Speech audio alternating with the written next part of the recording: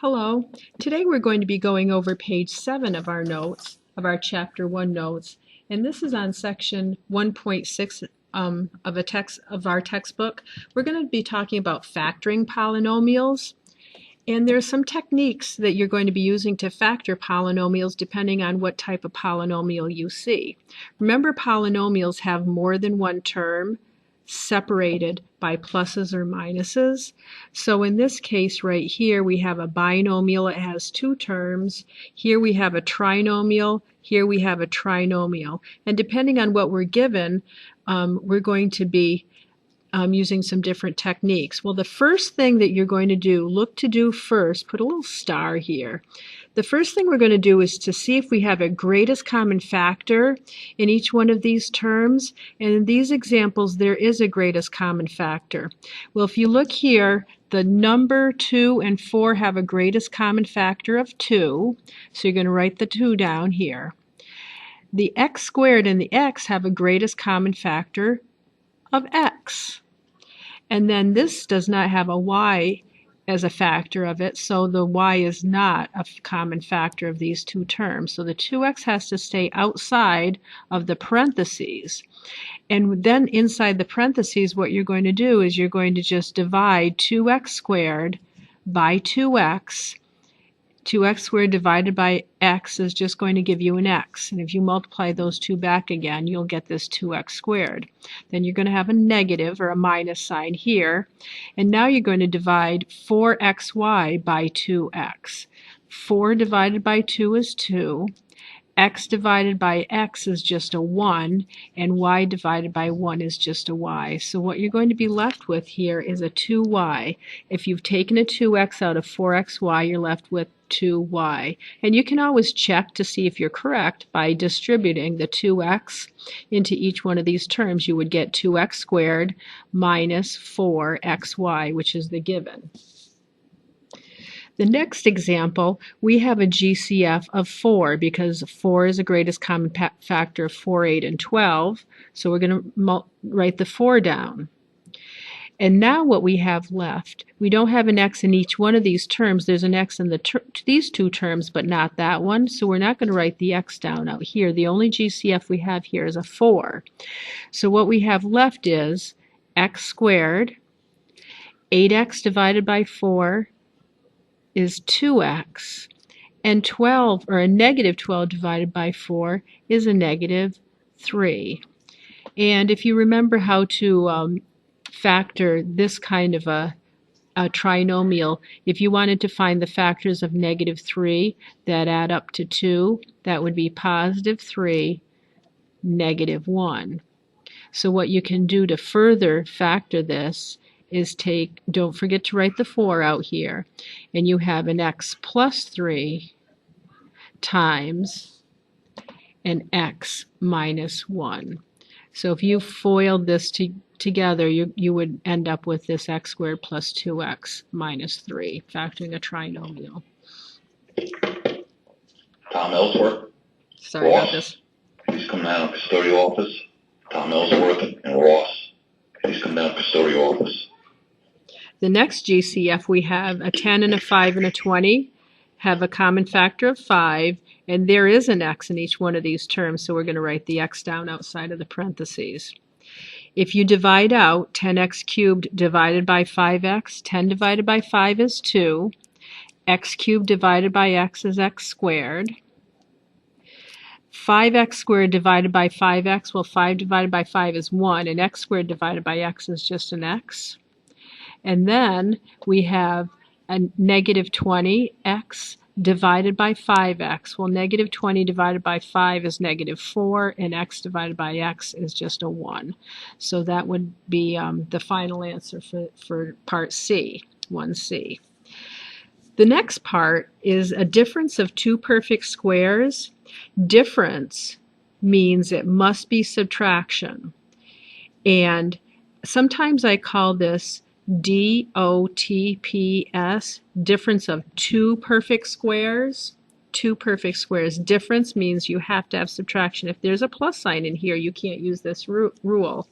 So if you remember from Algebra 1 how to factor out a difference of two perfect squares, you're just going to open up two empty sets of parentheses. And then you're going to take the square root of the first term. The square root of 4x squared is 2x. So you're going to put a 2x in the front of each parentheses. And then one has a plus and one has a minus. And take the square root of 9 and you will get 3. So there's your final factored form of that one. Sometimes the number comes first. And if the number comes first in this binomial, the number has to come first here and the variable has to go second. So what we have here is 1 is a perfect square, 64x squared is a perfect square. So you take the square root of 1 and get 1, so 1 goes up in the front. One's a plus, the other's a minus, doesn't matter if you write the plus or minus first. The square root of 64 is 8, and the square root of x squared is x. So there's your final answer for that problem factored. Make sure the 1 comes first. Don't write it as 8x plus 1 and 8x minus 1 because that's not right. And then the next thing we have here is we have a GCF of 2. So we have a two-step factoring problem. First of all, we have to take the 2 out, and we're left with 100 x squared minus y squared. And then what we have is a difference of two perfect squares here because 100 is a perfect square. So when we finalize this answer, we write the 2 out. We open up two sets of parentheses, make sure that 2 is all by itself outside of the parentheses, and take the square root of this term, which is 10x, and take a plus and a minus, and the square root of y squared is y. So there would be your final answer for that, part 2C. Now we have trinomials. These are trinomials because they have 3 parts. And trinomials with a leading coefficient of 1 means you don't have a 2x squared or a 3x squared. There's just a plain old x squared, y squared, a squared here. And if you remember how to factor trinomials like we did up here, like I quickly did up here in 1b, what you're going to do is find the factors of 27 that add up to negative 12. Well, factors of 27 are 1 times 27 and 3 times 9. Well, 3 and 9 add up to 12. They both have to be negative because negative 3 times negative 9 equals a positive 27. Negative 3 plus negative 9 equals negative 12. So you're going to open up two sets of empty parentheses, put the x up in the front, and put the negative 3 and the negative 9 in the back. And you can always check this out if you want to by foiling this, and you'll get the original problem back again. The next problem is, what are the factors of negative 40 that add up to negative 3? Well, factors of negative 40 are 1 times 40. That doesn't work. 2 times 20. 2 and 20, and one has to be negative and one has to be positive to get a negative answer. So let's put a plus and a minus here. And then the other factors of 40 are 5 times 8. And if you have a positive 8 and a negative 5, that won't add up to negative 3. So what you have to have here is a positive 5 and a negative 8. If you add those two together, you're going to get a negative 3, and if you multiply those, positive 5 times negative 8, you're going to get a negative 40. So what we're going to do is we're going to open up our empty sets of parentheses, put a y and a y, and then put a plus 5 and a minus 8. A lot of this is trial and error, just trying to think of factors of whatever this number is that add up to the middle number. And then the last example, we're going to try to find factors of negative 20 that add up to positive 8. Well, factors of negative 20 are 20 and 1, 10 and 2. Well, if you have a positive 10 and a negative 2, that would add up to positive 8. So we're going to have one positive and one negative because this is negative, and it's positive 10, negative 2. So you're just going to open up two sets of empty parentheses, put an a in the front, put a positive 10, and put a negative 2 in the back. Now the last set of factoring problems are called factor in, factor out. Some teachers call this FIFO or FIFO. I'll probably say FIFO just because that's what it looks like to me. But FIFO has a four-step process. And the four-step process is this.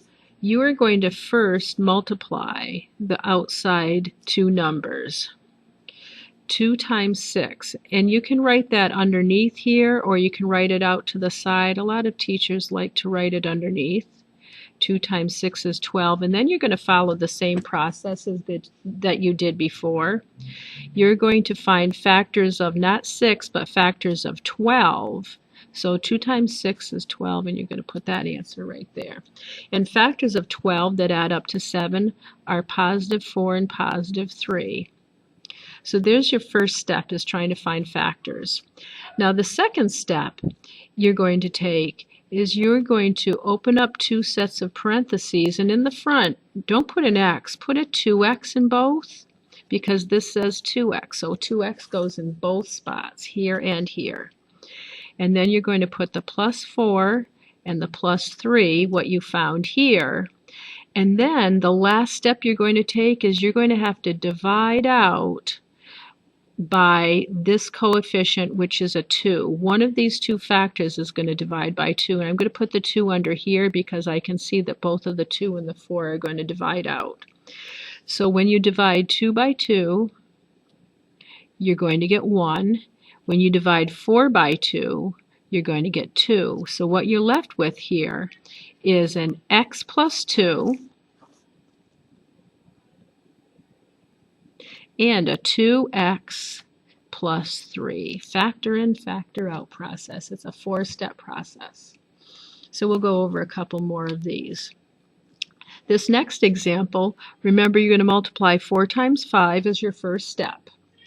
4 times 5 is 20. And then you're going to find the factors of positive 20 that add up to negative 12. Well, you know you're going to have to have a negative and a negative to give you a positive 20 and to add up to a negative number. So 20 is 20 times 1, which won't work, 10 times 2, which will work, negative 10 times negative 2 will give you a positive 20 and adds up to negative 12. So now inside the parentheses, instead of just an x, remember you're going to have to put a 4x this time in both. Don't forget to put that 4x in both. And then you're going to put the negative 10 and the negative 2.